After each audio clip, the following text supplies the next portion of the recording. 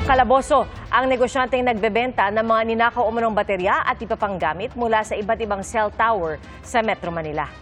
Saksi si Rafi Tima. Walang kawala ang isang negosyante matapos mabisto ang mga battery na ito sa kanyang warehouse sa Tandang Sora Avenue, Barangay Talipapa, Quezon City. Ang intrepid operation ikinasa matapos makatanggap ng reklamo ang QCPD na ibinebenta ang mga bateryang ninakaw mula sa iba't ibang cell tower sa Metro Manila. Ibinebenta nila through online. So, ang tawag po dito is battery rectifiers. Ito po yung mga ginagamit sa mga cell sites na siyang nagsiserve na battery kung walang umaabot doon na kuryente. 68 rectifier batteries ang nakumpiska sa warehouse ng negosyante, kabilang ang 2 Android na telepono na ginagamit daw sa online na pagbebenta sa mga ito.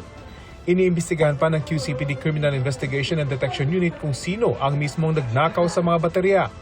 Walang pahayag ng negosyante kung sino at paano nakarating sa kanyang warehouse ang mga umunoy nakaw na baterya. Ito pong nahuli ay sinampahan na ng kasong violation ng PD 1612 or yung anti-fencing law before the prosecutor's office. Para sa GMA Integrated News, Rafi Tima ang inyong saksi.